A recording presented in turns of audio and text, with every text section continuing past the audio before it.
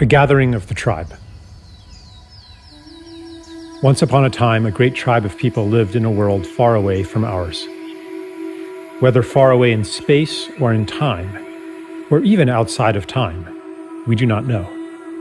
They lived in a state of enchantment and joy that few of us today dare to believe could exist, except in those exceptional peak experiences where we glimpse the true potential of life and mind. One day, the elders of the tribe called a meeting. They gathered around, and one of them spoke very solemnly. "My friends," she said, "there is a world that needs our help. It is called Earth, and its fate hangs in the balance. Its humans have reached a critical point in their collective birthing, the same point our own planet was at 1 million years ago, and they will be stillborn without our help. Who would like to volunteer for a mission to this time and place and render service to humanity?" "Tell us more about the mission," they asked. "It is no small thing. Our shaman will put you into a deep, deep trance, so complete that you will forget who you are.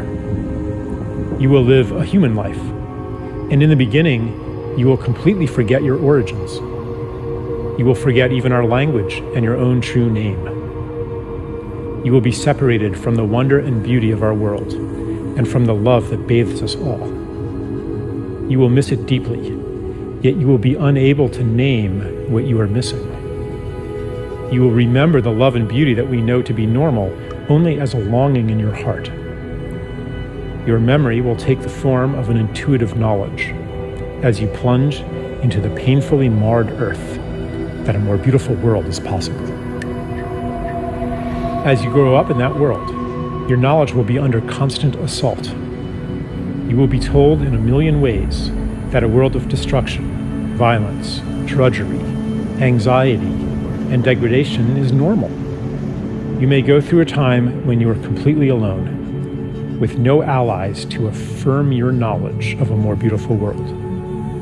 You may plunge into a depth of despair that we, in our world of light, cannot imagine. But no matter what, a spark of knowledge will never leave you. A memory of your true origin will be encoded in your DNA.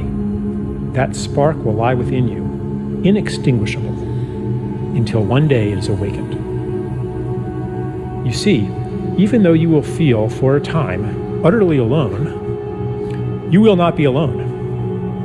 We will send you assistance, help that you will experience as miraculous, experiences that you will describe as transcendent. These will fan that spark into a flame. For a few moments or hours or days, you will reawaken to the beauty and the joy that is meant to be. You will see it on Earth. For even though the planet and its people are deeply wounded, there is beauty there still, projected from past and future onto the present as a promise of what is possible and a reminder of what is real.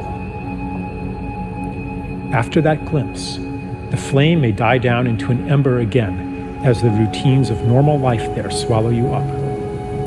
But after each awakening, they will seem less normal, and the story of that world will seem less real.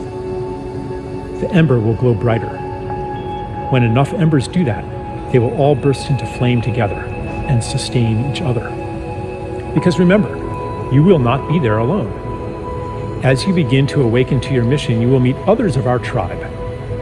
You will recognize them by your common purpose, values, and intuitions, and by the similarity of the paths you have walked.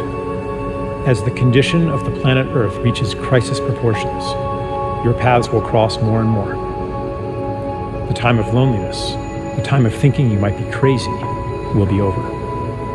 You will find the people of your tribe all over the Earth and become aware of them through the long-distance communication technologies used on that planet. But the real shift, the real quickening, will happen in face-to-face gatherings in special places. When many of you gather together, you will launch a new stage on your journey, a journey that, I assure you, will end where it begins right now.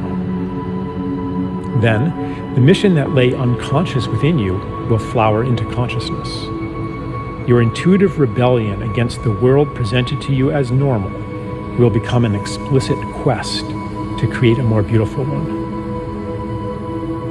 A woman said, "Tell me more about the time of loneliness, that we might prepare for it." The elder said, "In the time of loneliness, you will always be seeking to reassure yourself that you are not crazy.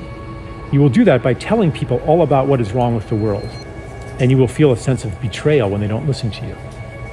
You might hunger for stories of wrongness, atrocity, and ecological destruction, all of which confirm the validity of your intuition that a more beautiful world exists.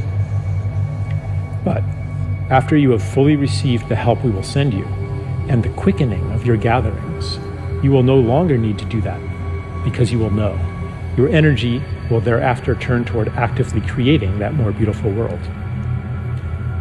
A tribeswoman asked, "How do you know this will work?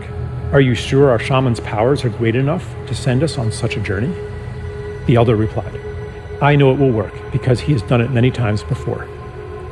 Many have already been sent to Earth to live human lives and to lay the groundwork for the mission you will undertake now. He's been practicing. The only difference now is that many of you will venture there at once. What is new in the time you will live in is that you will gather in critical mass and will each awaken the other to your mission. The heat you will generate will kindle the same spark that lies in every human being. For in truth, each one is from a tribe like ours. The whole galaxy and beyond is converging on Earth, for never before has a planet journeyed so far into separation and made it back again. Those of you who go will be part of a new step in cosmic evolution." A tribesman asked, "Is there a danger we will become lost in that world and never wake up from the shamanic trance? Is there a danger that the despair, the cynicism, the pain of separation will be so great that it will extinguish the spark of hope, the spark of our true selves and origin, and that we will be separated from our beloved ones forever?" The elder replied, "That is impossible. The more deeply you get lost, the more powerful the help we will send you. You might experience it at the time as a collapse of your personal world, the loss of everything important to you. Later, you will recognize the gift within it. We will never abandon you." Another man asked, "Is it possible that our mission will fail and that this planet Earth will perish?" The elder replied, "I will answer your question with a paradox.